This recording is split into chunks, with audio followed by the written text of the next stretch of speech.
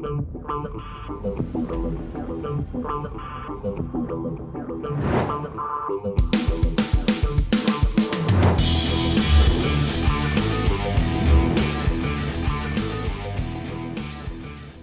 what is up, my fearless networking friend, Todd Falcone, back with another episode, Why Begging Your Friends and Family is a Bad Strategy. I think just the title is probably good enough. All right, the episode's over. No, there's a little bit more to it than that. But when you drive by a person begging on the street, and I feel sad for those people. I feel sorry for most of them who find themselves in those street situations where they, literally have to resort to begging for food or whatever, especially if it's, somebody who's not all drugged out and they, just down on their luck enough times and lost something happened and they're in that situation. But the thing that you have to understand, first of all, is, when you're in a begging mentality, okay, that's a desperate mentality. And most people don't really, like when somebody gets into that desperate, beggy, pleady mentality, it's not coming from a position of strength, obviously. And more people, unfortunately, even though you need it, are unlikely to give it to you, or like if you're begging for food, those people have they get, some people obviously give them money or give them stuff, but a lot of people just drive right on by because they're not likely to help beggars. It's kind of just an interesting psychology there, right? So now I understand marketing and I understand marketers, okay? And so I've seen hundreds of ads over the years about, stop bugging your friends and family, or begging your friend, these old school techniques, begging your friends and family don't work. Well, of course, begging your friends and family isn't going to work. So they're using the bugging or begging word, and bugging or begging are both strategies that I would say most certainly don't work in any scenario, in any situation when you're coming from this desperation mode. But to say marketing to or inviting, friends and family to take a look at your business, that is somehow some archaic or not effective strategy is completely incorrect. In fact, if you look at any business, okay. In fact, I did this 2-3 months ago. There's my neighbor down the street owned a tech company in town. He and his wife built out and started a burger restaurant, and for their open house, they invited all the people that they knew. That's what they did. It was literally I knew half the people at the burger joint. They did this cool open house and free burgers and fries and free drinks. They hosted the bar, and that was how they got people into the door to say, hey, we're open for business. If you opened up a dry cleaner, if you opened up any kind of business, you would typically start with people that you know. Who are people that you know? Friends, family, coworkers, right? So to sit here and to say that the strategy doesn't work, and I understand why marketers do it. I'm a marketer, okay? Marketers feed on or feast on the fears people have. And people, of course, you should be fearful of begging or bugging, being intrusive of your friends and family, because that doesn't sound like a real turn on kind of thing to me. I don't know about you. Does that I'm really excited about begging and bugging?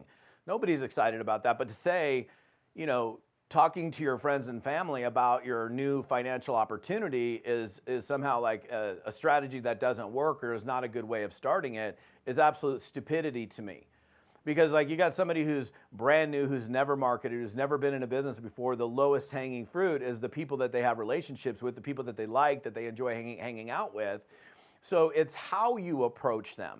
And even myself, when I got through my warm market very quickly, I went through my warm market. I was coming from a nervous, scared, unsure, and then eventually kind of a desperate position.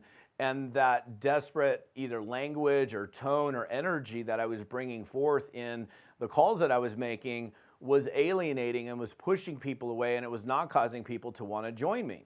And so I had to make a shift in my own mentality where people that I was connecting with or calling or talking to, I I was coming from a more professional position. I was coming from a more postured position. I was coming from a more confident position. Even, honestly, early on, I was faking confidence. I was acting like I had my you-know-what together before I really had my you-know-what together. But because I found that, like, hey, like when I was running out of money, and when you're low on cash, think about this. Like, banks don't give you money when you don't have any money. If you got a bunch of money, banks will loan you money. It's kind of like the beggar on the street asking for something. Like a person in a suit saying, hey, can I get $20 from you? Like, they're probably more likely to get money from somebody who looks like they're in a more desperate position. It's kind of weird how that works, but it's the way it works. So the point of my message today to you guys is to, if the business that you just joined, if the product that you just started taking that caused you to join this business is good enough for you,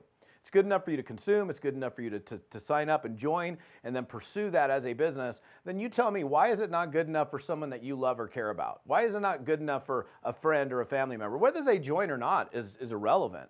But why would you immediately go to, I'm going to try to go do online marketing when I've never done online marketing? Or I'm going to try to just go to all these Facebook, quote, friends that are mostly strangers and try to market there first, when you could just be picking up the phone and saying, hey man, I just found something. I found a way to make an extra check. I have no idea whether you'd be even open to it, but I want to at the very least let you know what I'm up to. Hey, I'm going to send you this video. If you could spend 15 minutes, take a look at it. Love to get some feedback from you. This is something I'm super excited about doing.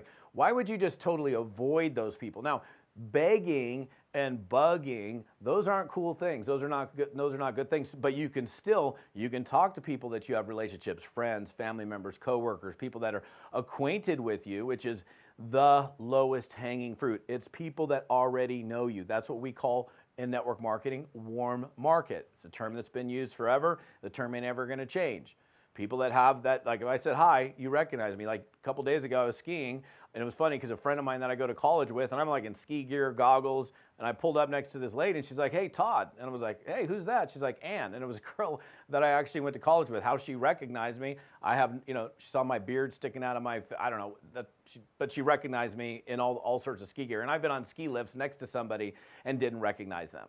But my point is, there's a warm market. There's someone that there's already a pre-existing relationship with, rather than trying to, and look, there's nothing wrong with cold market prospecting. I've taught a lot about it. I've done a lot of it. And every person probably in network marketing that's going to be here for a lifetime will do some or a lot of cold market prospecting. But any business that's starting from scratch is likely going to start with these close relationships, which is typically friends, typically family members, people that you have some type of relationship with it. But the key thing is not doing the bugging and the begging, okay? So you can still go have success talking to friends and family, and it's a great place to get started.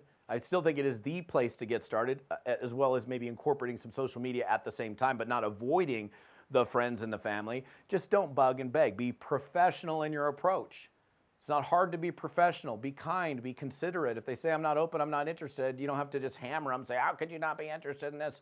Oh, I thought you were my friend. That's going a little bit beyond what you want to go to if you want to have these people join you. So pretty simple message. I appreciate you guys. If you're on my YouTube channel, what's up, YouTubers? Leave a comment here. Love your feedback. If you're on my podcast, listening to me on audio, appreciate you as well. The rest of this episode and other details are right here at toddfalcone.com/episode 214.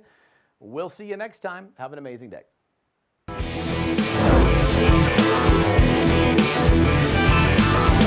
We'll